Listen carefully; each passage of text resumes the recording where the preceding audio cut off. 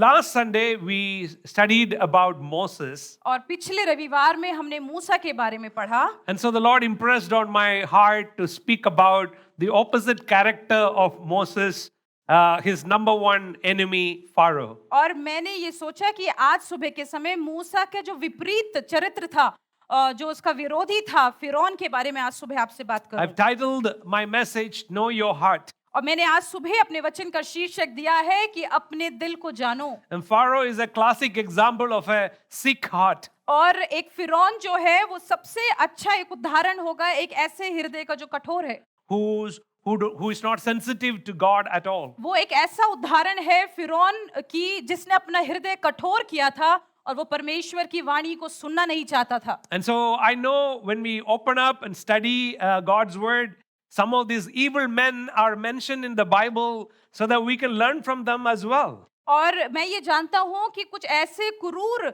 व्यक्ति लोग बाइबल में पाए जाते हैं जिनके जीवन से हम अपने जीवन में कुछ सीख सकते हैं। God can use the good people and the bad people. परमेश्वर जो है अच्छे लोगों को और बुरे लोगों को दोनों को इस्तेमाल कर सकता है। So today I have titled my message, Know Your Heart. इसलिए आज सुबह मैंने अपने वचन का शीर्षक दिया है कि अपने दिल को जानो। Once you pass the age of 40, the medical science advise you to constantly check the physical heart condition. एक बार आप 40 वर्ष से ऊपर चले जाते हैं तो डॉक्टर्स लोग कहते हैं कि आपको जरूरी है कि आप अपने दिल की जांच पड़ताल कर लें थोड़ा सा। So they run a treadmill test and ECG and all kinds of things to make sure that your physical heart is running. और वो आपको क्या करते हैं कि वो आपको ECG करवाते हैं या आपको दौड़ाते हैं ताकि वो ये पता लगा सकें कि आपका दिल ठीक है, काम कर रहा है। And the same applies to our spiritual heart. और वही चीज हमारे आत्मिक हृदय के बारे में भी जानी जाती है। Just as God gave us a physical heart that was formed, even after the third week of pregnancy, the heart starts beating, the heart starts functioning. और जैसे आत्मिक हृदय होता है वैसे परमेश्वर ने शारीरिक हृदय का भी निर्माण किया है। जब तीसरा महीना चल रहा होता है, जब एक गर्भवती स्त्री हो जाती है तो कैसे हृदय का निर्माण होता है। Just like the physical heart is the engine of some kind for our human body. और वो जो मनुष्य के अंदर का जो हृदय होता है वो एक यंत्र के समान होता है जो शरीर को एक मनुष्य का चलाता है। Our spiritual heart is also the engine that runs the spiritual life, and that affects not only our spiritual life, our physical life and our emotional life. वैसे ही हमारा आत्मिक हृदय भी होता है जो यंत्र के समान होता है, जो हमारे आत्मिक जीवन को और हमारे व्यक्तिगत व्यवहारिक जीवन को चलाता है। So just as we have a physical heart, God has given us a spiritual heart. जैसे परमेश्वर ने हमको शारीरिक हृदय दिया है वैसे ही परमेश्वर ने हमें एक आत्मिक हृदय भी दिया है। In Romans chapter 10 verse 9, Romeo की पत्री उसके 10वें अध्याय के 9 पद में it says that if you will confess with your mouth the Lord Jesus and believe in your heart that God raised him from the dead, you will be saved. वहाँ ऐसा लिखा है कि यदि तू अपने मुंह से प्रभु का अंगीकार कर ले कि वो यीशु है और अपने मन से ये विश्वास कर ले कि परमेश्वर ने मरे हुए से जिलाया है तो तू निश्चय उद्धार पाएगा। So the heart is at the center of our very salvation. तो इसलिए जो हमारा हृदय है वो केंद्र है हमारे उद्धार का। Our faith, our belief resides in the engine of our spiritual heart. हमारा जो विश्वास है, हमारा भरोसा जो परमेश्वर पे है, वो हमारा हृदय जो केंद्र है वो उसके ऊपर निर्भर करता है। But as we live life in this sinful world, लेकिन जब हम अपना जीवन इस पापी संसार में जीते हैं, even a child of God whose heart was set on God can become hardened and can become sick.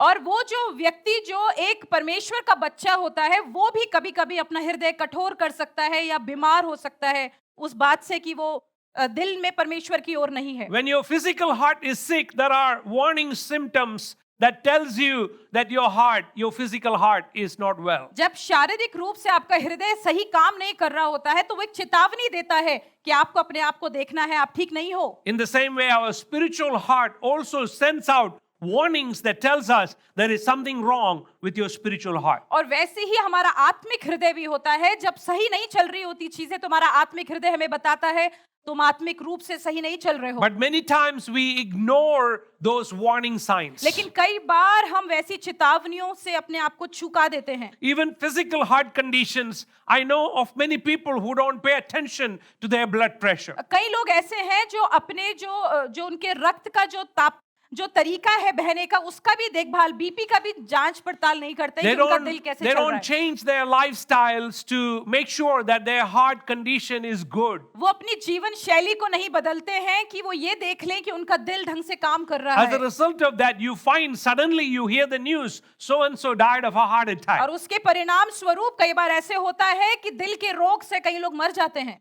And in the same way, spiritual heart condition also can be ignored by people. और कई बार ऐसा भी हो सकता है, इसी तरह से कई बार आत्मिक जीवन का भी लोग अपने हृदय का ध्यान नहीं रखते, Because we go to church, क्योंकि हम कलीसिया जाते हैं, because we give our tithes, क्योंकि हम अपना दशमांश देते हैं, and we don't miss church any और Sunday, क्योंकि हम कोई भी रविवारों में आराधना नहीं छोड़ते we हैं। feel that our spiritual heart is good. हम सोचते हैं कि हमारा जो आत्मिक हृदय है वो अच्छा है, But in reality, we don't even realize that our heart is getting sick. लेकिन वास्तविकता में हम ये नहीं जानते कि हमारा आत्मिक हृदय बीमार है। And that disease is real and it is very dangerous and it can afflict any one of us sitting in this room or who are listening to us. और वो जो रोग है वो बहुत गंभीर है, वो बहुत ही घातक है, और वो हम सबों के लिए बहुत जरूरी है कि हम जान ले, जो हमें सुन रहे हैं वो भी जान ले। Bible very clearly speaks much about the heart. और बाइबल जो है बहुत ही ज्यादा दिल के बारे में बोलती है। Bible also speaks about the spiritual condition of your heart. और बाइबल जो है ये भी बताती है कि आत्मिक रूप से हमारे दिल की दशा क्या है। In Proverbs chapter 23 verse 7, हम नीति वचन 23 अध्याय के 7वें पद में देखते it हैं, says, as a man thinks in his heart, so is he. वहां ऐसा लिखा है, क्योंकि जैसा वो अपने मन में विचार करता है वैसा वो आप है। What is in your heart is eventually going to come out somehow or the other. जो चीज आपके हृदय में होती है वो कभी ना कभी बाहर निकल के आती ही है। You cannot hide, you cannot suppress your heart for long. आप उसको दबा नहीं सकते, आप उसे छुपा नहीं सकते बहुत लंबे समय तक। The Bible says, out of the abundance of your heart, your mouth speaks. वचन कहता है दिल की जो बहुतता से जो है तुम्हारा मुंह बोलता है। Have you seen those people who cannot complete a sentence without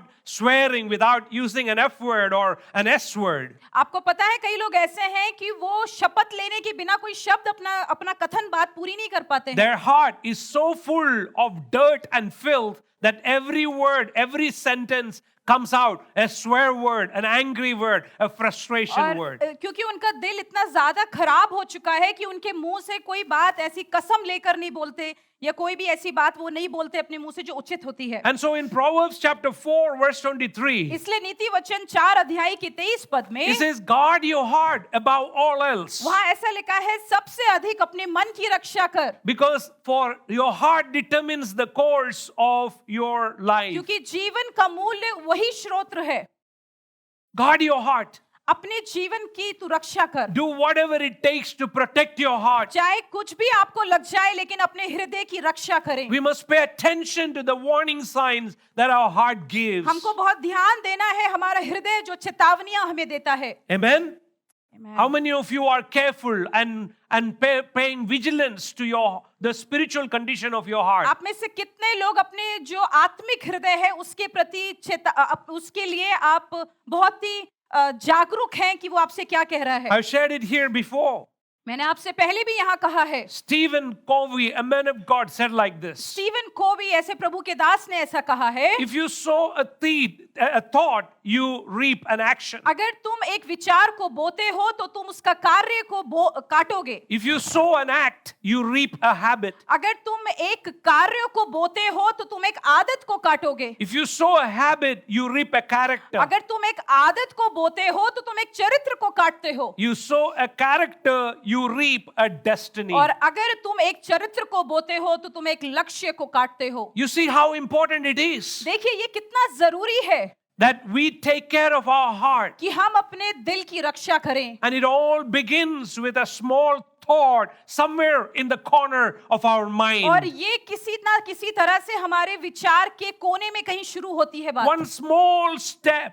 एक छोटा सा कदम, And then that's a gradual beginning of your decline. और बस वो शुरुआत होती है कि किसी तरह से हमारा पतन हो जाता I है। believe this from Stephen Covey is not just a good advice. ये स्टीवन कोवी जो प्रभु के दास है वो उनकी एक अच्छी सलाह है। It is the bottom line truth about your heart. ये एक बहुत ही महत्वपूर्ण सच्चाई है जो वो हमें बताना चाह रहे हैं हमारे हृदय के बारे में। So that brings me to the question that matters today. और आज मुझे वो उस प्रश्न की ओर लेके जाता है जो हमारे लिए जरूरी है How is your spiritual heart today? कि आपका आत्मिक हृदय कैसा है। So let's turn to Hebrews chapter 3, आइए इब्रानियों की पत्री को खोलें and we're going to unpack some things about the condition of our heart that will help us to diagnose where we are. और इब्रानियों की पत्री से हम पाएंगे कि हमारा आत्मिक हृदय की दशा कैसी है और हम इस समय किस स्तर पे हैं। The writer of the book of Hebrews gives us some warnings. इब्रानियों की पत्री का लेखक हमें कुछ चेतावनियां देता है।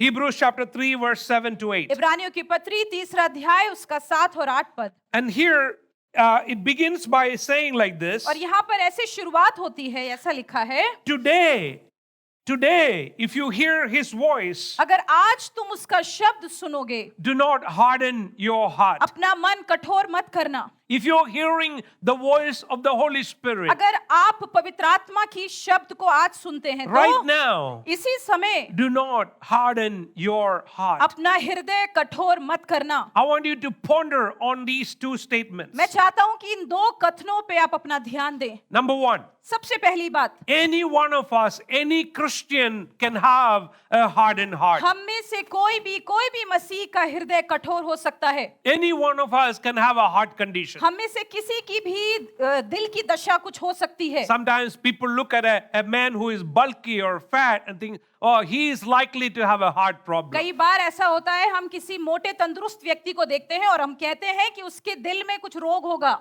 But then you look at a skinny person and you will think he is very healthy. और कभी-कभी हम दुबले पतले व्यक्ति को देखते हैं और हम कहते हैं वो बहुत ही स्वस्थ व्यक्ति है। But the skinny person is equally at risk for a physical heart disease. लेकिन आप कुछ भी कह लें, चाहे दुबला हो चाहे मोटा हो, दोनों के लिए दिल की व्यवस्था जो उनकी जो अवस्था है उसमें कुछ ना कुछ परेशानी हो So सकती है। your outward appearance is not a criteria to discern how well your heart is doing. इसलिए आप जैसे बाहरी रूप से दिखते हैं उससे पता नहीं चल सकता कि आपके हृदय की दशा कैसी है। In the same way, उसी तरह से every Christian who come to church can be vulnerable to a spiritual heart disease. हर एक व्यक्ति जो हर रविवार कलीसिया में आता है, ऐसी उम्मीद हम कर सकते हैं कि उसके दिल में या उसकी दिल की दशा कैसी है, That's the हमें नहीं first पता। thing that we must remember. सबसे वो पहली बात है जो हमें हमेशा याद रखनी है। The Bible very clearly tells us, don't assume that you are standing. वचन हमें बहुत ही स्पष्ट रूप से बताता है कि हम ऐसी ही अनुमान ना लगाएं कि हम खड़े हैं, Because that's when you are going to fall. क्योंकि वही वो समय है जिस समय हम गिर सकते हैं। And many times we hear a message कई बार हम वचन को सुनते हैं, and we think it is for the person sitting next to me. हम सोचते हैं कि वो वचन उस दूसरे व्यक्ति के लिए है जो मेरे पड़ोस में बैठा Or we है, think it's for my dad. और हम सोचते हैं वो मेरे पिता के लिए It's for है, my mom. वो मेरी माँ के लिए है, That message is for my wife. ये वचन जो है मेरी पत्नी के लिए This है, message is for so and so, but not for me. ये वचन जो है उसके लिए है लेकिन मेरे लिए नहीं है। And that's the beginning of the fall. और वही वो समय है जब हमारा पतन शुरू होता And है। that brings me to the second thing I want you to remember. और ये चीज मुझे दूसरी बात की ओर लेकर जाती है जो मैं चाहता हूं कि आप याद रखें। This spiritual disease of your heart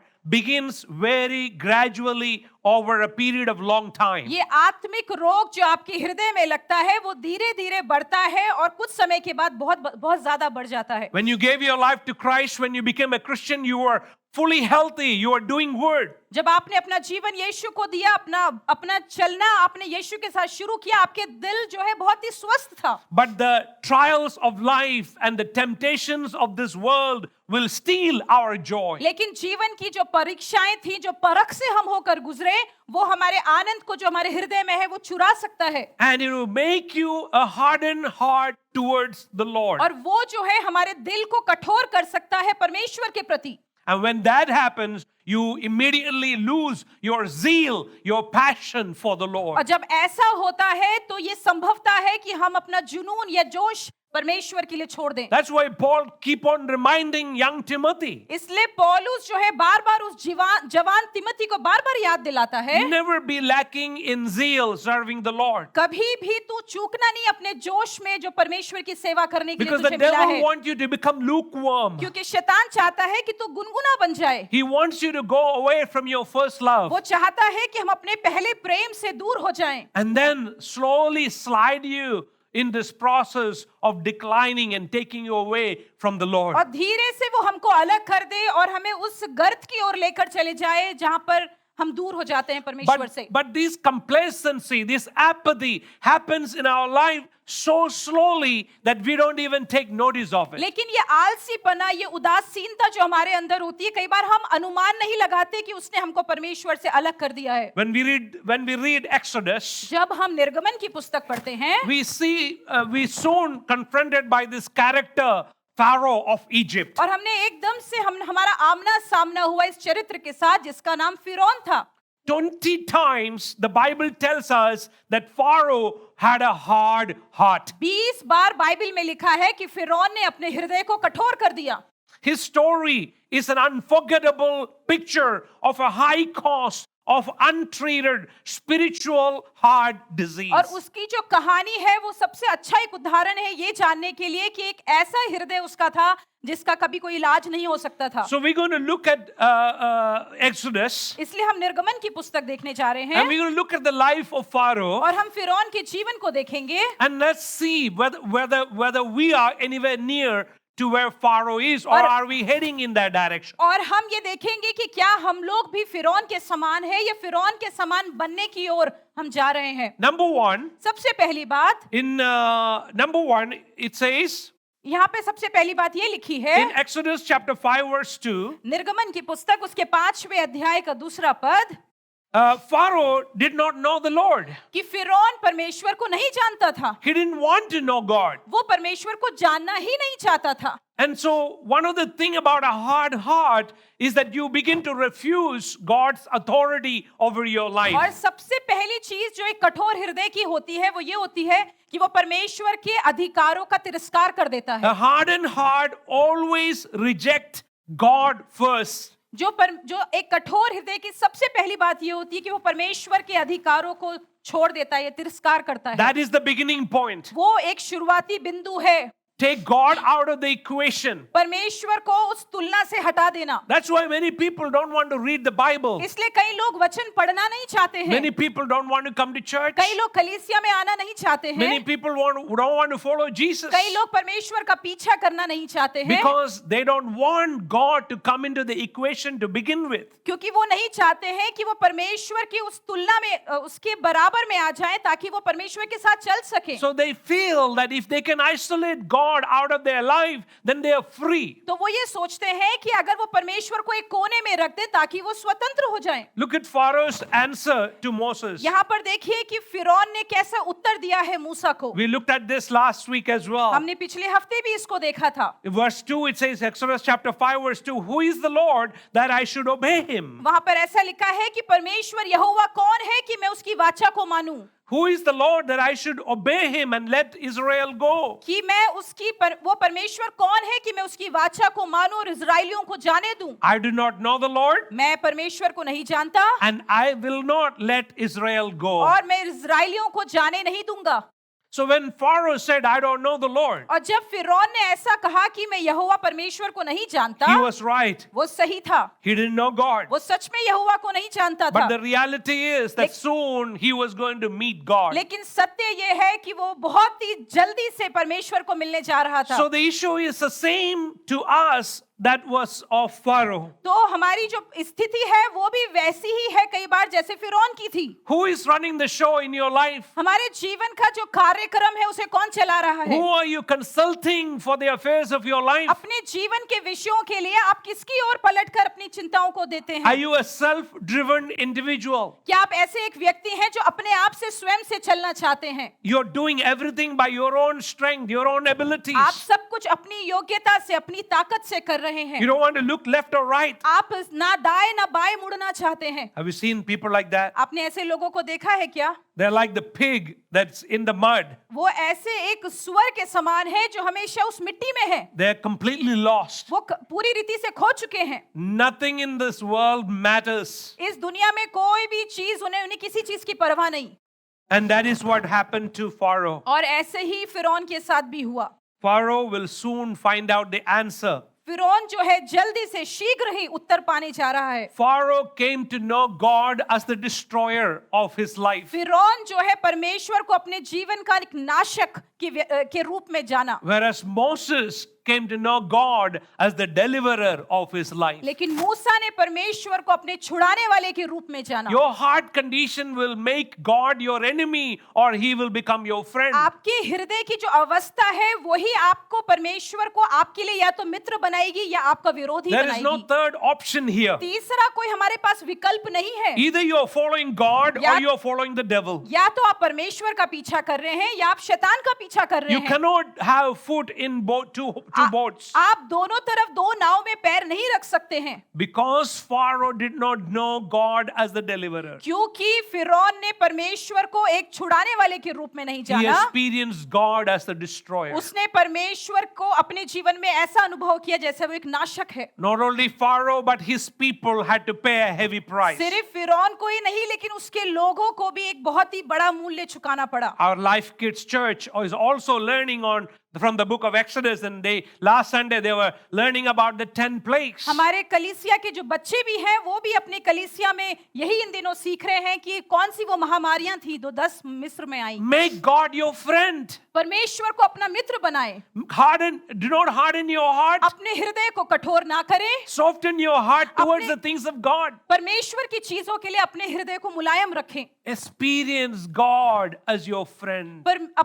परमेश्वर को अपने जीवन में एक मित्र के रूप में अनुभव करें। Experience God as your deliverer. परमेश्वर को अपने जीवन में एक छुड़ाने वाले के रूप में अनुभव करें। Amen. So who is God to you? इसलिए परमेश्वर आपके लिए कौन है? Is he your best friend क्या वो आपका प्रिय मित्र है? or is he your worst enemy? क्या वो आपका सबसे बुरा एक दुश्मन है? Maybe some of you feel that God is against me. शायद आप में से कुछ लोग सोचते हैं कि परमेश्वर मेरे विरोध में है, But when you walk with God, लेकिन जब आप परमेश्वर के साथ चलते हैं, when your heart is open towards जब God, आपका हृदय परमेश्वर के लिए खुला है, when you have friendship with God, जब आप परमेश्वर के साथ मित्रता रखते you हैं, can truly say to God, आप सच में परमेश्वर से कह you सकते can हैं, look to the eye of your enemy and say, आप अपने दुश्मन की आंखों में आंखें डालकर ये बोल सकते हैं, if God is for me, who can be against me? अगर परमेश्वर मेरी ओर है तो मेरा विरोधी कौन होगा? Amen? Amen. If God is with me, who can be against me? अगर परमेश्वर मेरी ओर है तो मेरा विरोधी कौन होगा? Even though I walk through the valley of the shadow of death, चाहे मैं घोर अंधकार से भरी हुई तराई से भी होकर चलूंगा, God is still with me. परमेश्वर तब भी मेरे साथ है। Amen? Amen. Do not refuse God's authority over your life. परमेश्वर का जो अधिकार आपके जीवनों के ऊपर है उसका तिरस्कार ना करें। If we have submission to God, अगर आप परमेश्वर के प्रति समर्पित हैं, we can easily submit to one another. हम एक दूसरे के प्रति भी हम समर्पित हो सकते हैं। To me, our submission to one another as brothers and sisters in Christ is an indicator of how submissive we are to our God. अगर हम परमेश्वर में भाई बहन होकर एक दूसरे के प्रति समर्पित होते हैं तो उसका मतलब ये है कि हम परमेश्वर के प्रति भी समर्पित हैं। If you say you love God and you don't love your brothers, अगर आप ये कहते हैं कि आप परमेश्वर से प्रेम करते हैं लेकिन अपने भाई से प्रेम नहीं what रखते, you are saying is total hypocrisy. इसका मतलब आप जो बोल रहे हैं वो पूरी रीति से एक पाखंडीपना है। Amen? So let's submit ourselves to God. इसलिए आइए मिलकर परमेश्वर के सामने अपने आप को समर्पित करें। When God says something to us to do it. जब परमेश्वर हमसे कुछ करने को कहता है तो उसे कर डालें। Don't refuse the authority of God. परमेश्वर के अधिकारों का इनकार ना करें। Amen?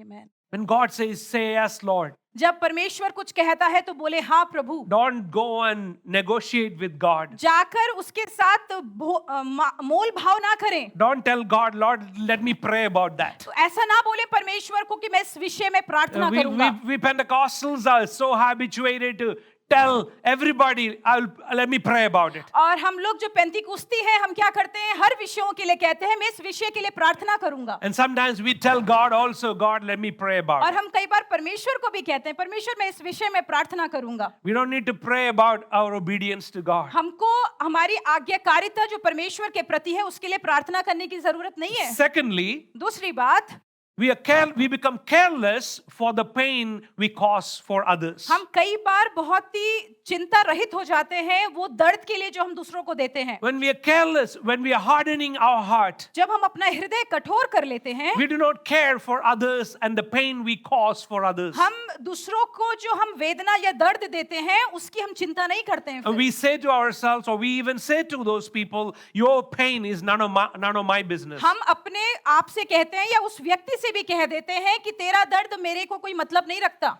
How many of you know the word ruthless? Where did it come from? आप में से कितने लोग उस शब्द को जानते हैं जो क्रूर शब्द है? The word ruth originally means compassion or pity. जो वो शब्द जो रूथ जो शब्द है उसका मतलब है तरस या दया। Compassion or pity to the needy. जो हमारे तरस या हमारी दया जो एक जरूरतमंद के प्रति होती है। That's from where we have the word Ruth. वहां से शब्द आया है रूथ निकलकर। So it's a common name among a lot of sisters. तो कई बहनों के बीच में ये एक बहुत सामान्य नाम है Ruth. Ruth. It's a good name, ये right? बहुत ही एक अच्छा नाम है। But the word ruthless means to be a person without compassion, without pity. लेकिन ऐसा नाम का जो विपरीत है, रूथ का जो विपरीत है, उसका मतलब ये है ऐसा व्यक्ति जिसके अंदर तरस या दया नहीं है। Ruthless means you are only thinking about yourself and stop thinking about others. क्रूर होना का मतलब ये है जिसके अंदर दया नहीं होती, उसका मतलब ये है कि हम दूसरों की चिंता नहीं करना चाहते हैं। You are only interested in your own satisfaction. आप बस अपनी ही संतुष्टि के बारे में चिंता कर रहे You हैं। are only interested in your own comfort. आप बस अपनी ही आराम के बारे में सोचते हैं। I don't care what you feel. मुझे चिंता नहीं है कि तुम कैसा महसूस करते हो। I want you to get up and make my chapati right now. मैं चाहता हूँ कि तुम उठो और जाकर अभी मेरे लिए रोटी बनाओ। I'm hungry. मैं भूखा हूँ। I don't care what your problem is. मुझे चिंता नहीं है तुम्हारी परेशानी I क्या need है। to eat. मुझे खाना है। That is ruthless. वो कहते हैं क्रूर होना। There's no mercy, there is no compassion उसमें तरस to the person who is suffering. उसमें दया नहीं है, उसमें तरस नहीं है उस व्यक्ति के प्रति जो पीड़ा से होके गुजर रहा When है। you see the pain of other people, it doesn't move you. जब आप दूसरे की वेदना या दर्द देखते हैं तो आपका दिल मतलब महसूस नहीं करता उस चीज को। Then that means your heart is becoming hardened. इसका मतलब आपका हृदय कठोर हो रहा है। When you go to a hospital, जब आप एक अस्पताल में जाते हैं, you're not only you came to see your person, but आप अपने व्यक्ति को देखने गए हैं, but you see people laying in anguish and pain. You can't help but look, and you can't help but shed a tear for them. आप वहां जाते हैं और आप दूसरे लोगों को देखते हैं, आप शायद उनकी मदद नहीं कर सकते, लेकिन आप आंसू बहाकर उनके दर्द में सहभागी होते हैं। How many of you feel that? आप में से कितने लोग उसको Or महसूस how करते many of you हैं? are so hard-hearted that you don't care about the pain and the suffering of other या people? हम में से कितने लोग इतना कठोर हृदय रखते हैं कि हमको दूसरे की वेदना या पीड़ा की चिंता ही नहीं That है। was Pharaoh. वो फिरौन था। Pharaoh did not care. फिरौन को कोई चिंता ही नहीं He थी। was heinous. वो बहुत ही ज्यादा क्रूर या घोर एक घृणित सा व्यक्ति He था। not only ignored the pain of others, he caused pain for others. वो सिर्फ दूसरों की पीड़ा को जानता ही नहीं, उसने वो कारण बना कि वो दूसरों को वेदना दिया। And we see this in the first plague. और हम देखते हैं सबसे पहली वो महामारी जो मिस्र में आई। What was the first plague? सबसे पहली महामारी वो क्या थी जो मिस्र में आई? Who can tell me? कौन बता सकता है? The water turned into पानी blood. जो है वो लहू में बदल गया। The Nile River turned into blood. वो नील नदी जो है वो पूरी लहू में बदल गई। What was the implication of that for Pharaoh and his people? फिरौन के लिए और उसके लोगों के लिए वो चीज क्या बताना चाह रही थी? For one whole week, पूरे एक हफ्ते के लिए for the people of Egypt, there was no fresh water. मिस्र के लोगों के लिए बिल्कुल भी कहीं भी ताजा पानी नहीं था। What else it meant? उसका मतलब क्या था? The fish died. सारी मछलियां मर गई। And what happens if the fish die in the water, and hundreds and thousands of fish die in the water, what will happen? अगर सारी मछलियां हजारों में ज्यादा मर जाएं तो क्या होगा फिर? The stink, the smell is going all over the place, the whole town. सारी जो मरने की जो बदबू है वो सब जगह नगर में सब जगह फैल जाएगी। And blood was everywhere in Egypt. और खून सब जगह था मिस्र में। Look at Exodus chapter 7 verse 21. निर्गमन की पुस्तक उसके 7वें अध्याय की 23वें पद में देखिए। Blood was everywhere. लहू था सब जगह। And then what happened? The magicians tried to duplicate this miracle. और फिर क्या हुआ? जो जादूगर थे उन लोगों ने किसी तरह से इसको नकली आकार दिया। Pharaoh decided to ignore what Moses and Aaron said to him. फिरौन ने इनकार करना चाहा जो मूसा और हारून कह रहा You था। want to see how callous Pharaoh was? आप देख रहे हैं यहाँ पर कि कितना निश्चिंत था वो फिरौन उस समय। Look at verse 23. 23वां पद देखें। Exodus chapter 7 verse 23. निर्गमन उसका 7वां अध्याय का 23वां पद। he turned, went into his palace, वो गया और अपने महल में गया, did not take even this to his heart. उसने बिल्कुल भी इस विषय में ध्यान नहीं दिया. That means he didn't care about the suffering of his people. उसने बिल्कुल भी जो लोग, परमेश्वर के लोग जिस कठिनाई से होकर गुजर रहे थे, उसके लिए ध्यान ही नहीं दिया. Why he didn't care? क्यों उसने ध्यान नहीं दिया?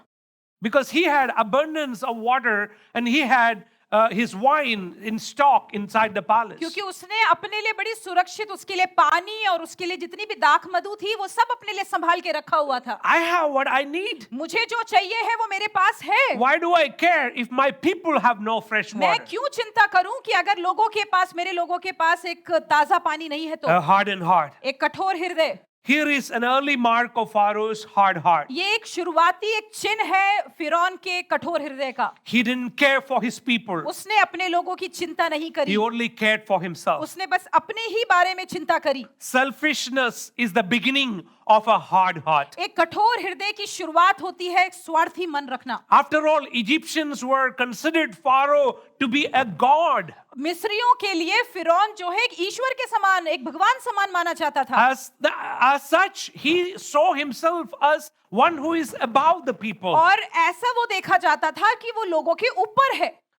My dear friends, मेरे प्रिय मित्रों, the choices that we make will have हम जो consequences. चुनाव करते हैं उसका परिणाम हमारे ऊपर होता है. Pharaoh made his choice very early in his life, फिरौन ने अपने जीवन में बहुत ही शुरुआती समय में ही चुनाव कर लिया था. and he never changed. और उसने कभी भी उस चीज से कभी भी मुड़ा नहीं. वो Very soon, the nation will be devastated because of his arrogant dismissal of the suffering of the people around him. और जल्दी ही, शीघ्र ही उसके कारण कई लोग के जीवन में पतन आ जाएगा, क्योंकि जो वो कर रहा था. How many of you are careless about the problems of others? आप में से कितने लोग ध्यान नहीं देते हैं दूसरे की परेशानियों के विषय में?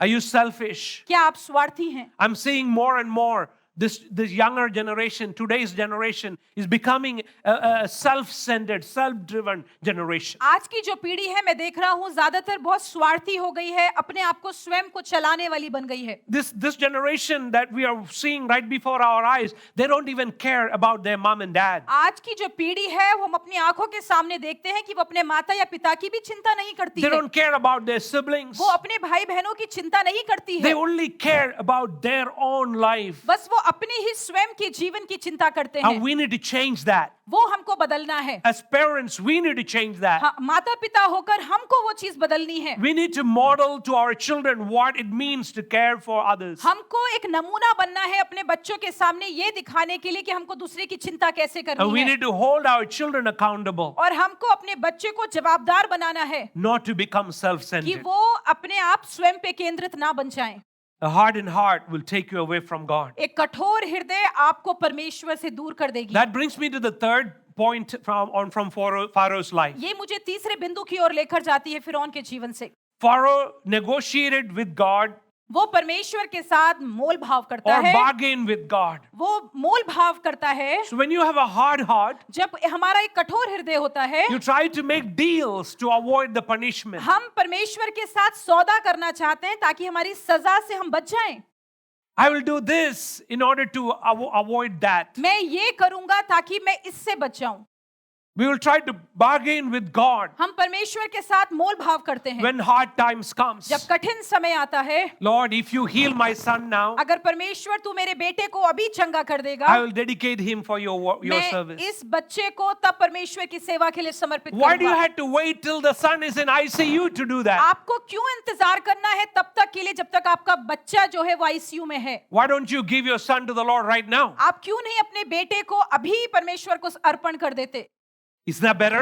क्या वो अच्छा होगा? Don't you think that if we give our son or our daughter to the Lord when they are young, fit and healthy, that God can take care of them? क्या आपको नहीं लगता कि अगर आप अपने बेटे को या बेटी को अभी से परमेश्वर को इस जवानी की अवस्था में समर्पित कर देंगे तो परमेश्वर उनकी देखभाल करेगा? Many of us wait for the ICU to negotiate with God and bargain God for some kind of a healing or a miracle. हम में से कई लोग इंतजार करते हैं जब तक आईसीयू में नहीं पहुंच जाते कि हम तब परमेश्वर के साथ मोल भाव करें कि हम परमेश्वर को क्या करें, क्या देंगे. We say to God, Lord, I will do better next time. हम परमेश्वर से कहते हैं, परमेश्वर अगली बार मैं तेरे लिए उत्तम करूंगा। God, I will do it. I will never repeat this again. परमेश्वर मैं अगली बार कभी ये बात दोहराऊंगा नहीं। So we try to make deal with the तो Almighty इसलिए God. हम परमेश्वर के साथ सौदा करना चाहते हैं। Does it work? क्या वो कार्य करता है? Does it ever work? क्या वो कार्य करता है? No. नहीं, Because God never make deals. क्योंकि परमेश्वर कभी भी हमारे साथ समझौता नहीं करता है, सौदा नहीं करता है। 4 times Pharaoh tried to compromise and make negotiation with Moses. 4 बार ऐसा हुआ कि फिरौन जो है वो परमेश्वर के साथ एक समझौता करता है। Exodus chapter 8 verse 25. निर्गमन की पुस्तक उसके 8वें अध्याय का 25वां पद। First, he offered to let the Jews sacrifice in Egypt. सबसे पहले उसने मिस्रियों को अनुमति दी कि वो बलिदान चढ़ाए मिस्र में। Secondly, in Exodus chapter 8 verse 28, और फिर उसके बाद हम देखते हैं निर्गमन के 8वें अध्याय के 28वें पद में, he offered to let the Jews go a short distance into the desert. और फिर उसने अनुमति दी कि फिर यहूदी लोग जो मिस्र के जंगल में जाकर थोड़ी दूर तक चले जाएं। Then third one, तीसरी बात, Exodus chapter 10 verse 11, निर्गमन की पुस्तक उसके 10वें अध्याय के 11वें पद में, he offered to let only the men go. और फिर उसने ये अनुमति दी कि सिर्फ यहूदी जो पुरुष लोग हैं वो जाएं। And then when you come to chapter 10 verse 25 to 26, और जब आप निर्गमन की पुस्तक 10वें अध्याय के 25वें और 26वें पद में आते हैं, Pharaoh offered to let all the people go, but they must leave their animals behind. और उसने वहां ऐसा एक सौदा रखा वहां पर कि वो सब लोगों को जाने देगा, लेकिन उनको अपने पक्षियों को छोड़ना पड़ेगा। So Pharaoh was negotiating and trying to give little bit to see if things will get better. इसलिए हम देख रहे हैं कि फिरौन यहाँ पर मोल भाव कर रहा है कि धीरे धीरे वो चीजों को दे रहा है ताकि वो चीजें ठीक हो जाएं। But was Moses in the mood to make any deal with Pharaoh? लेकिन मूसा क्या उस तरह से उस दिमाग में था कि वो फिरौन के साथ कोई सौदा करे? Because Moses knew in his heart क्योंकि मूसा अपने हृदय में जानता था that God wanted to deliver the people with their possessions, with their animals, and everything that they have, everything they own will go with them. क्योंकि मूसा बहुत अच्छे से इस चीज को जानता था कि परमेश्वर अपने लोगों को पूर्ण रीति से छुड़ाना चाहता है, उनके बैल बकरियों गाय बैलों के साथ सब चीज के साथ। There would be no compromise. कोई भी उसके लिए समझौता नहीं है। That's what we read in Exodus chapter 10 verse 26. और वही चीज हम निर्गमन की पुस्तक 10वें अध्याय के 26वें पद में पाते हैं। Look at the word, underline that word. I really love this powerful statement from Moses. वहां देखिए बड़ा ही एक सामर्थ्य कथन है जो मूसा यहाँ पर कहता है। That's he said, not a hoof shall be left behind. यहाँ पर ऐसा लिखा है कि एक भी खुर जो है यहाँ नहीं रहेगा। Nothing will be left behind. कोई भी चीज यहाँ पीछे छूटेगी नहीं। When it comes to the devil and God, जब एक शैतान के और परमेश्वर के बीच में चीज आती है, don't compromise and negotiate. समझौता ना करें, ना मोल भाव करें। Stay true to your commitment. अपने समर्पण के लिए सच्चे बने रहें। Because everything belongs to the Lord. क्योंकि सब कुछ परमेश्वर का ही है। We must not leave anything behind the devil's playground. हमको कोई भी चीजें शैतान की उस जगह में, उस स्थान पे नहीं छोड़नी चाहिए है। Hallelujah. Hallelujah. Negotiations will not work. ये जो एक मोल भाव का जो तरीका है वो चलेगा नहीं। God does not work on deals 20%, 50%. परमेश्वर जो है वो सौदे में नहीं चलता है कि 20% या 50%। God works on 100% surrender. परमेश्वर 100% पूर्ण समर्पण पे कार्य करता है। Hallelujah. Are you hallelujah. listening to the word today? क्या आज आप परमेश्वर के वचन को सुन रहे हैं? Many times we want to negotiate. कई बार हम परमेश्वर के साथ मोल भाव करते हैं। Lord, I'll give you my 10%. परमेश्वर मैं तुझे अपना दशवांश दूंगा, Or I'll give you 20%. या मैं तुझको 20% दूंगा। But let me tell you, God does not play that game. लेकिन मैं बताता हूँ कि परमेश्वर ऐसा खेल नहीं खेलता। We must say to the Lord, हमको परमेश्वर से कहना है, let your will be done even if my will is not done. परमेश्वर तेरी इच्छा पूरी हो जबकि मेरी इच्छा पूरी ना भी हो तो। You are God and I'm not God. तू परमेश्वर है, मैं परमेश्वर नहीं हूँ। Amen?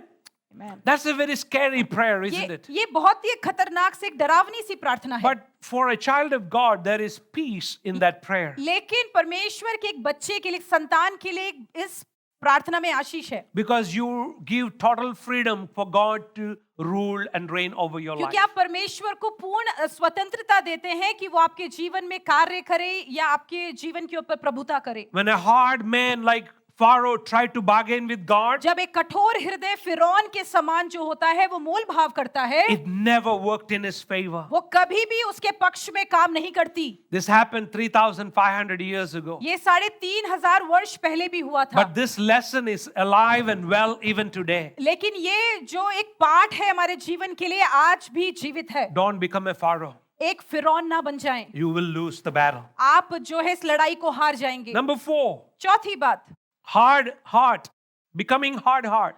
एक हृदय जो कठोर बन जाता है। You recognize your sin, आप अपने पापों को पहचानते तो हैं, but you refuse to repent. लेकिन आप पश्चाताप करने से इनकार कर देते हैं।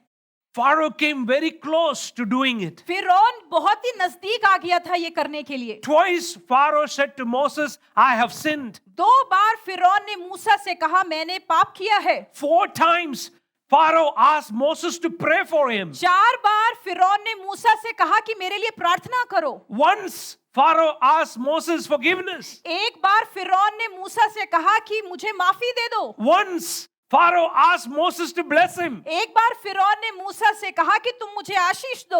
All of this tells us something very important about ये Pharaoh. सारी चीजें फिरौन के बारे में हमें कुछ महत्वपूर्ण बात बताती है। As wicked as he was, जितना वो क्रूर व्यक्ति था, he knew the difference between right and वो wrong. बहुत अच्छे से जानता था कि अच्छे और बुरे में क्या भिन्नता है। We all know what is right and wrong, हम right? सब जानते हैं कि अच्छा क्या है और बुरा क्या है। Most of the time, Pharaoh was able to keep his conscience very quiet. कई बार फिरौन जो है अपना जो विवेक था उसको बहुत शांत रखना चाहता But था। as the plague increased, the first plague, the second plague, third plague, if you don't know what those plagues are, ask your son or your daughter who is in the life kids, they will tell you. और हम देखते हैं कि मिस्र में कैसे एक के बाद एक जो है महामारियां बढ़ रही थी। अगर आप नहीं जानते महामारियों के बारे में, अपने बच्चों से पूछे जो हमारे लाइफ किट्स में पढ़ रहे हैं, Because they are learning right now. क्योंकि वो इस समय भी सीख रहे हैं। As each of the plagues increased, जैसे ही महामारियां बढ़ रही थी, Pharaoh's heart began to melt a little bit. और फिरौन का हृदय धीरे धीरे पिघल रहा था। Pharaoh realized these terrible judgments were not just national, but they were also personal judgments by a God. फिरौन ये समझ पा रहा था कि परमेश्वर का ये जो न्याय आ रहा है वो सिर्फ एक राष्ट्र के लिए नहीं है, लेकिन उसके व्यक्तिगत जीवन के लिए भी है। On the night when God struck down the first sons in Egypt, उस रात में जब मिस्र में परमेश्वर ने पहलौठों को मार डाला, Pharaoh and Moses had their final meeting. फिरौन और मूसा की जो है फिरौन और मूसा की एक आखिरी मुलाकात हुई। Desperate to see the end, Pharaoh tells Moses to take his people and leave Egypt for और good. मूसा बहुत उत्तेजित था ये जानने के लिए कि कब वो ये क्षण आ जाए कि वो अपने लोगों को लेकर मिस्र से निकल जाए। They had to take their flocks, herds, and head into the desert. वो बैल, बकरियों, गाय इन सब चीजों के साथ उस रेगिस्तान मरुभूमि से होकर निकलना था। Pharaoh doesn't care where they're going, what time they're going, how they're going. Just get out of here. फिरौन को ये चिंता नहीं थी कि कब जाएंगे, कहां से जाएंगे, कैसे जाएंगे, लेकिन बस वो चाहता था किसी तरह से तुम भाग जाओ, भाग जाओ। But one final word he adds to Moses. लेकिन वो एक आखिरी कथन अपने बातों में जोड़ता है जो वो मूसा से कहता है। Exodus chapter 12 verse 32. निर्गमन की पुस्तक उसके 12वें अध्याय का 32वां पद। As you go, जब तुम जाते हो, just say a word of blessing over me. जब तुम जाते हो तो मेरे को आशीर्वाद दे जाओ। These are the last words Pharaoh will ever speak to Moses. ये आखिरी वो शब्द थे जो फिरौन मूसा से कह सकता था। The long struggle between these two men एक लंबा संघर्ष जो इन दो पुरुषों के बीच में था, ends with a shocking statements from एक Pharaoh. बड़ा ही रोचक एक कथन के साथ खत्म होता है। Pharaoh says, फिरौन कहता है, Moses, Musa, you are a man of God. तू परमेश्वर का जन है, Please take time to say a blessing for me. कृपया कर इस आशीर्वाद को मुझे देता जा। Here is the ultimate irony of this situation. यहाँ पर हम देखते हैं कि कैसा एक अंतिम वो बात है जो कहता है। This hard-hearted Pharaoh want Moses to leave and go out of his sight. ये कठोर हृदय रखने वाला फिरौन चाहता है कि वो उसकी दृष्टि के सामने से चला जाए, But on the way out, लेकिन जब वो लोग अपने राह से जा रहे थे, say a word of blessing over me. मेरे ऊपर आशीर्वाद देते जाना। Finally, Pharaoh figured out Moses, आखिरी में फिरौन समझ गया कि मूसा कौन है, that God reigned supreme over the people of कि Egypt. परमेश्वर, ये वो परमेश्वर है जिसने मिस्र के लोगों के ऊपर राज्य किया। Why else do you think a pagan man would ask the blessing of Moses who believes in a living God? ऐसा कैसे हो सकता है जो व्यक्ति परमेश्वर पे विश्वास नहीं करता, वो उस परमेश्वर पे विश्वास करने के लिए ये कहता है मूसा से कि तू मुझे आशीर्वाद It they. happened many times. ये ऐसा कई बार हुआ है। I had people who don't believe in Jesus. मेरे पास ऐसे लोग हैं जो परमेश्वर पे विश्वास नहीं करते हैं, They don't follow Jesus. वो परमेश्वर का पीछा नहीं करते हैं। They say, Pastor, can you just pray for us? वो कहते हैं पासवान क्या आप बस मेरे लिए प्रार्थना करेंगे? They want our prayer. वो हमारी प्रार्थनाएं चाहते हैं, They want our blessing. वो हमारा आशीर्वाद चाहते हैं, But their heart is so hardened towards the living God. लेकिन उनका जो हृदय है वो बहुत कठोर है उस जीवित परमेश्वर के प्रति। And that for all that happened in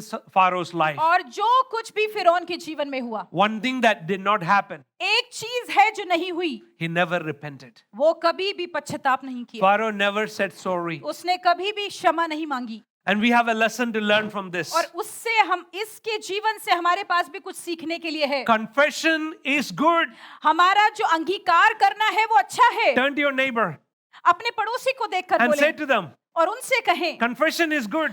पश्चाताप करना अच्छा है, Confession is good. पश्चाताप करना अच्छा है। Now here comes the second part of it. लेकिन उसका दूसरा भाग यहाँ आता Are you है। ready to say it? क्या आप उसको बोलने के लिए तैयार हैं? Repentance is better. लेकिन अंगीकार करना उत्तम है। Repentance is better. अंगीकार करना उत्तम है। Confession is good, पश्चाताप करना अच्छा है, but repentance is लेकिन better. अंगीकार करना उत्तम है। Like Judas, जैसे यहूदा, we may cry over the sins. हम लोग शायद रो सकते हैं पापों के ऊपर। Judah cried over his sin. यहूदा अपने पापों के ऊपर रोता है। Did Judah repent? क्या उसने पश्चाताप किया? What was the end of his life? क्या था उसके जीवन का अंत? You may cry over the sins you have done शायद आप अपने पापों के लिए रो सकते हैं जो आपने किए हैं, and still end up in hell. और फिर भी नरक में अपना जीवन का अंत कर सकते हैं। Without repentance, our tears leads us nowhere. बिना पश्चाताप किए हमारे आंसू व्यर्थ हैं। I can imagine some people will enter hell crying and praying. मैं ऐसा अनुमान या ऐसा विचार करता हूँ कि कई लोग नरक में जा रहे होंगे रोते हुए, प्रार्थना करते हुए, But it will not do any good. लेकिन उनके लिए वो कोई भी भलाई लेकर नहीं आएगी। My dear friends, what we need is a soft heart that is willing to repent of our मेरे sins. प्रिय मित्रों, हमको जो चाहिए है वो एक कोमल हृदय है जिसके अंदर एक पश्चाताप हो, अंगीकार What हो। is repentance means? पश्चाताप का मतलब क्या होता है? To recognize, yes, I'm a sinner, कि ये जान लेना या मान लेना कि हाँ मैं एक पापी हूँ, but to say to God, लेकिन परमेश्वर से कहना I'm sorry. परमेश्वर मुझे क्षमा I'm करें। sorry for the things I have done wrong. परमेश्वर जो चीजें मैंने गलत कर दी हैं उसके लिए Now, मुझे क्षमा this is the करें। way I was going.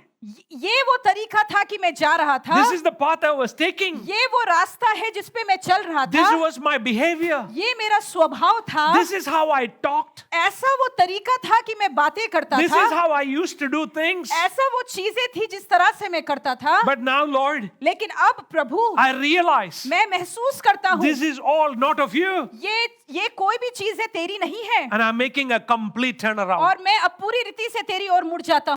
That's what repentance means. वही है पश्चाताप करने का Don't मतलब। go the same way that you were going before. उसी रास्ते पे ना चले जाएं जिस रास्ते पे आप चल रहे थे।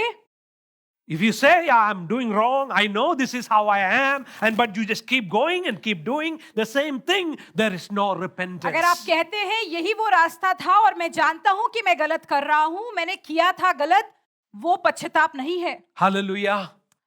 If we want a new heart, अगर हम एक नया हृदय चाहते हैं, it begins when we agree with God about our sin. ये तब शुरू होता है जब हम ये मान लेते हैं कि हमारे पाप क्या थे। We must start there. हमको वहीं पे शुरुआत करनी है, because without repentance we will all perish like Pharaoh. क्योंकि बिना पश्चाताप किए हम फिरौन के समान नाश हो जाएंगे। That brings me to my final point. ये मुझे मेरे आखिरी बिंदु पे लेकर आता है।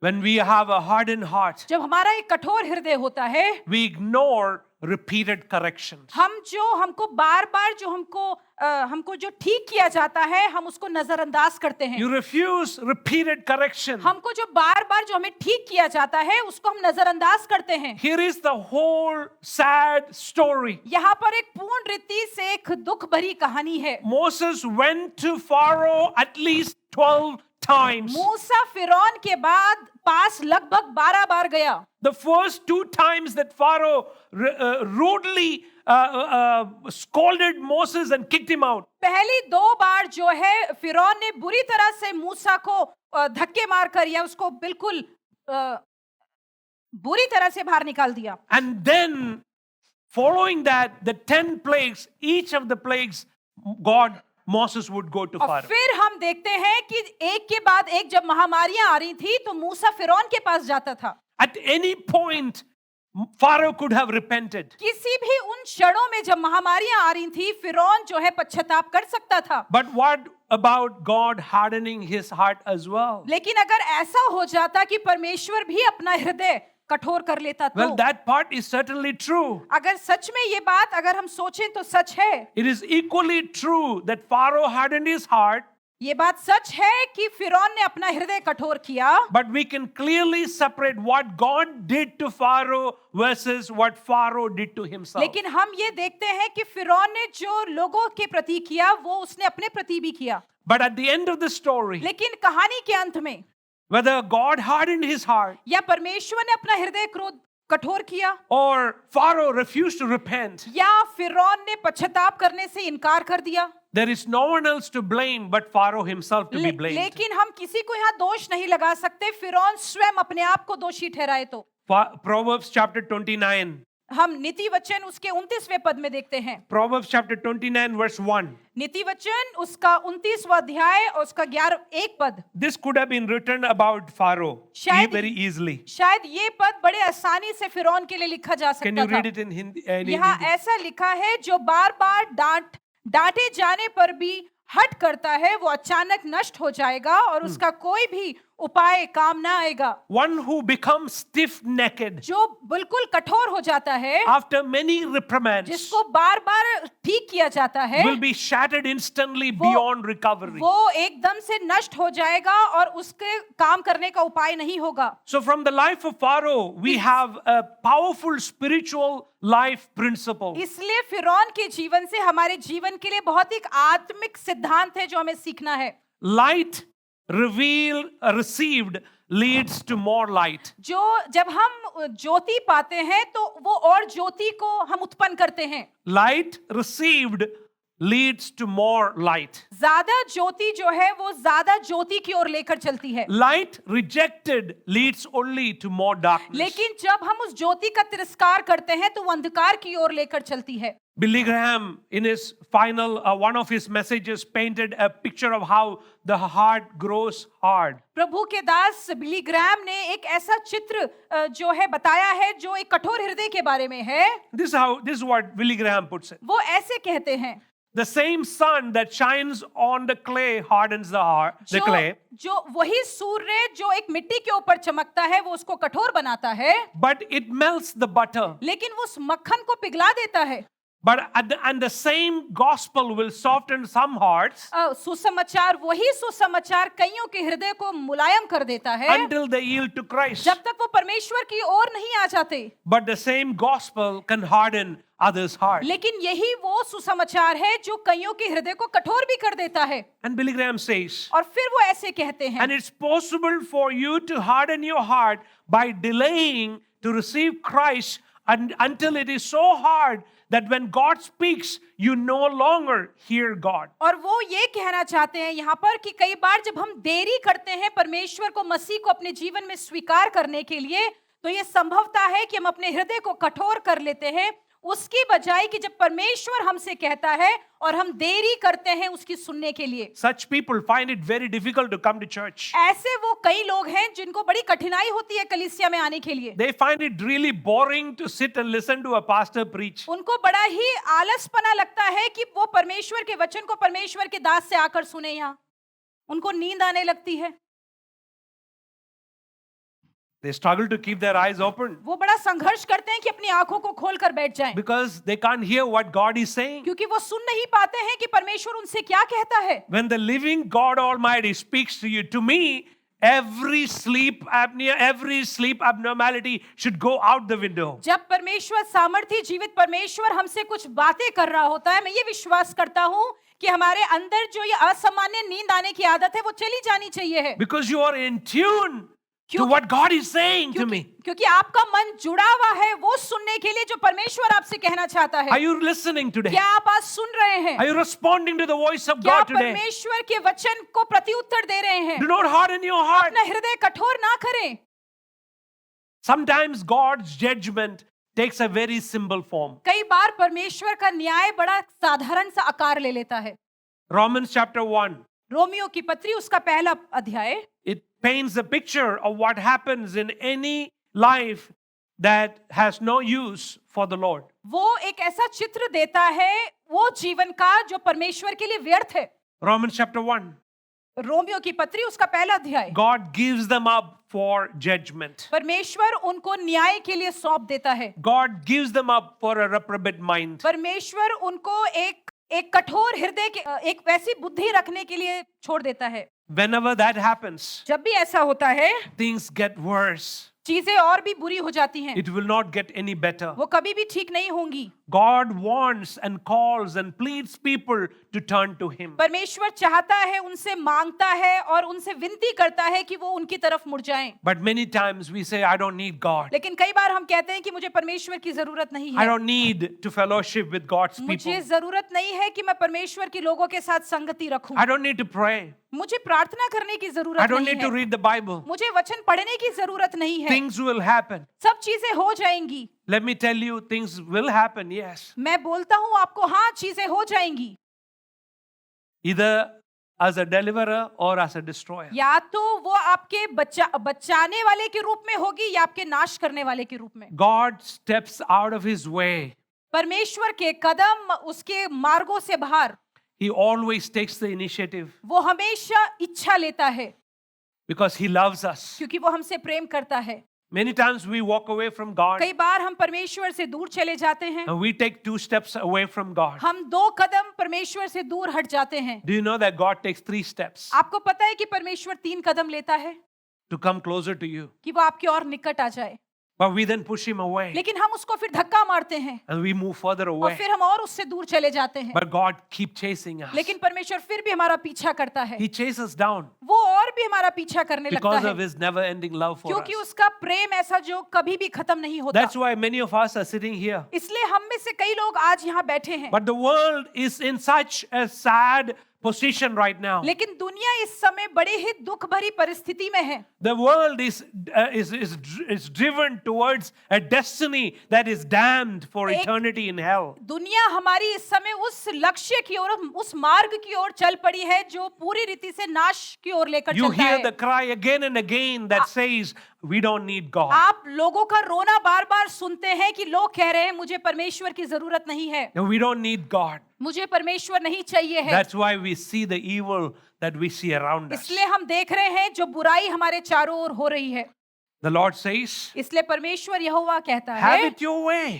तुम उसको अपनी तरह से करो, Have it your way. तुम उसे अपनी तरह से करो। This is what I tell my children. मैं भी अपने बच्चों से You कहता don't हूँ, want to do my way. तुम मेरी तरह से नहीं करना Do चाहते, it your way. तुम अपनी तरह से इसे कर God low. says the same to you. परमेश्वर हमसे भी यही कहता You don't है, want to listen to me? तुम मुझे सुनोगे, Do it your way. तुम उसको अपनी तरह से करो, But you won't like the result. लेकिन तुमको परिणाम अच्छा नहीं लगेगा, You won't like the result. तुमको परिणाम अच्छा नहीं लगेगा। If you do it my way, अगर तुम उसको मेरी तरह से करोगे, you will like the result. तुमको उसका परिणाम अच्छा लगेगा। If that's what I say to my earthly children, अगर मैं अपने संसारिक बच्चों से ऐसा कहता हूँ, how about God Almighty? हमारा परमेश्वर जो सर्वशक्तिमान है उसका क्या? How many of you want the results to be good? आप में से कितना लोग परिणाम अच्छा चाहते हैं? Amen?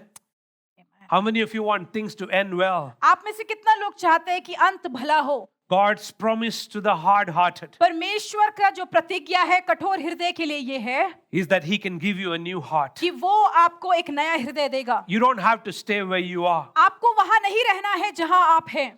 God says to you, परमेश्वर आपसे कहता है, I will give you a new heart. मैं तुमको एक नया हृदय दूंगा. Ezekiel chapter 36 verse 26. हिजकियेल की पुस्तक उसके 36वें अध्याय के 26वें पद में लिखा है, I will give you a new heart मैं तुझको एक नया हृदय दूंगा and put a new spirit within और you. मैं तेरे भीतर एक नई आत्मा उत्पन्न करूंगा. I will remove your heart of stone and give you a heart of flesh. मैं पत्थर का हृदय निकाल कर तेरे अंदर मांस का हृदय दूंगा. Wow.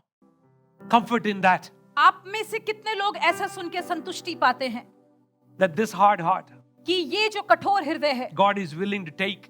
परमेश्वर इच्छुक है. I like this another translation. मुझे इसका दूसरा अनुवाद पसंद है.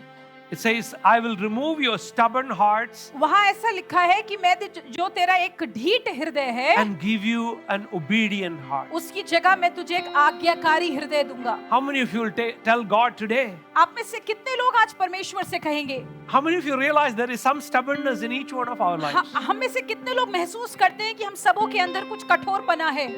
It's not like only few. ऐसा नहीं है कि कुछों के अंदर है. All of us, हम में से सब लोग in some way or the other, किसी ना किसी तरह से have hardened our heart from हमने अपने God. हृदय को परमेश्वर के लिए कठोर किया है.